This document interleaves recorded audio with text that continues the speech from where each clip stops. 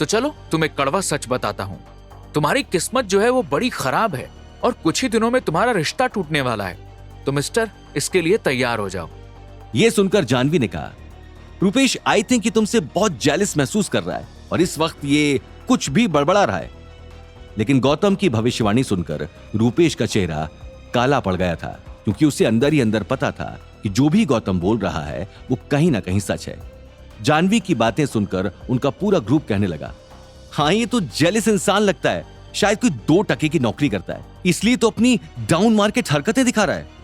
गौतम ने रूपेश की तरफ उंगली करते हुए कहा, मैं जो भी कह रहा हूँ सच कह रहा हूँ, मार्क माई वर्ड्स। गौतम ने हिचकिचाते हुए अवनी से पूछा, अवनी, ये तुम क्या कर रही हो?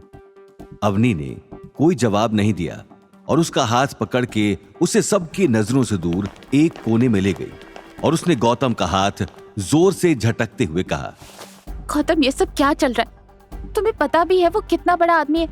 मुझे कहते हुए बुरा लग रहा है, लेकिन तुम जानते हो कि वो हमारे लेवल के कितने लोगों को खरीद सकता है। प्लीज इस तरह रिएक्ट मत करो। एक तो तुम अपनी ये फालतू हरकतें करने से बाज नहीं आ रहे, ऊपर से मेरे दोस्तों को बुरा भला कहकर मुझे उनके सामने जलील कर रहे हो। गौतम ने अवनी को शांत कराते हुए कहा, देखो अवनी, इस वक्त तुम्हारा शांत रहना बेहद जरूरी है।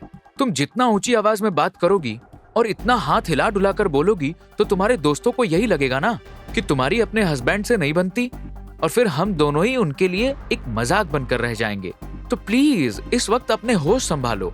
मैं तुम्हें सारी बात बताऊंगा, वो भी शुरुआत से। अवनी को गौतम की कोई भी बात रास नहीं आ रही थी, इसलिए उसने कहा, मुझे तुम्हारी एक नहीं सुननी। तुम्हारे लिए बेहतर यही होगा कि तुम फौरन यहाँ से निकल जाओ। मैं तुम्हारी शक्ल भी नहीं देखना चाहती। अवनी गौतम के हाथ में वो पत्थर देखकर अंदर ही अंदर टूट गई थी। अभी तो उसे महसूस होने लगा था कि गौतम और उसके बीच सब अच्छा हो रहा है, लेकिन गौतम के हाथ में वो पत्थर देखकर उसे गलतफहमी हो गई थी। उसे पता था कि गीता और गायत्री देवी को जब ये बात पता चलेगी तो बाल की खाल वो जरूर निकालेंगे, और वो कहीं ना कहीं डरी हुई थी कि इस चक्कर में गौतम और वो दोनों अलग हो जाएंगे, इसलिए वो इस तरह रिएक्ट कर रही थी। गौतम अवनी को समझा ही रहा था कि तभी रूपेश ने आवाज मारते हुए कहा, hey Avani, everything all right? Please come on. अपना जो भी ये घरेलू मैटर है ना, ये घर पर जाकर सुलटाओ। इस वक्त तुम हमारे साथ हो। We are here to party and enjoy. आखिर हम लोग इतने दिनों बाद मिले और तुम यहां पर भी अपने पति को लिए घूम रही हो।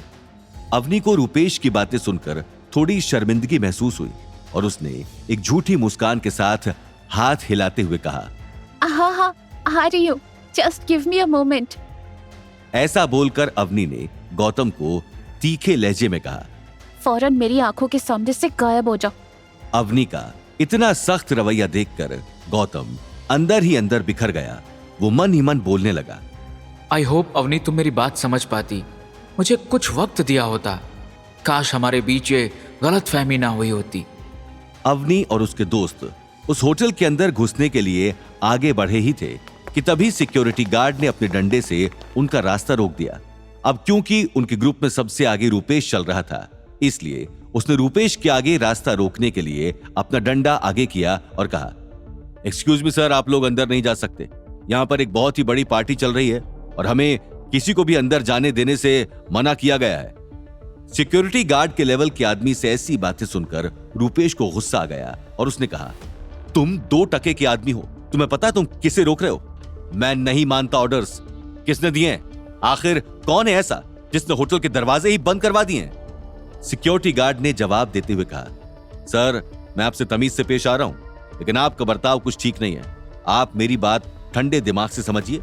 अगर आप बड़े आदमी हैं तो आप ये भी बेहतर तरीके से जानते होंगे कि शहर की जितनी बड़े लोगों की ऑफिशियल पार्टीज होती हैं वो इसी होटल में होती हैं, और आज भी इसलिए ये होटल बुक्ड है। सिर्फ पार्टी के गेस्ट ही अलाउड हैं, उनके अलावा और किसी को भी अंदर जाने की इजाजत नहीं है। सिक्योरिटी गार्ड ने जब रूपेश को अंदर जाने के लिए मना किया तो उसका ईगो हर्ट हो गया और उसने मन ही मन कहा, आखिर ये आदमी खुद को समझता क्या है? अगर मैं इन लोगों को अंदर ना ले जा पाया तो मेरी नाक कट जाएगी, फिर पीछे से मेरे बारे में न जाने कितनी बकवास करेंगे। अब रूपेश ने अपनी जेब से एक गोल्डन कलर का कार्ड निकाला और सिक्योरिटी गार्ड को देते हुए कहा, ये लो मेरा वीआईपी कार्ड, अब तो अंदर जाने दोगे ना? रूपेश ने सिक्योरिटी गार्ड के जवाब का इंतजार किए बिना अपने दोस्तों की तरफ मुड़ के कहा, come on guys, I have the VIP card, अंदर चलते हैं। आगे की कहानी जानने के लिए देखिए अगला एपिसोड सिर्फ पॉकेट एफएम के यूट्यूब चैनल पर और रॉयल वारिस के सारे एपिसोड्स को सुनने के लिए डिस्क्रिप्शन में दी लिंक से डाउनलोड करें पॉकेट एफएम ऐप।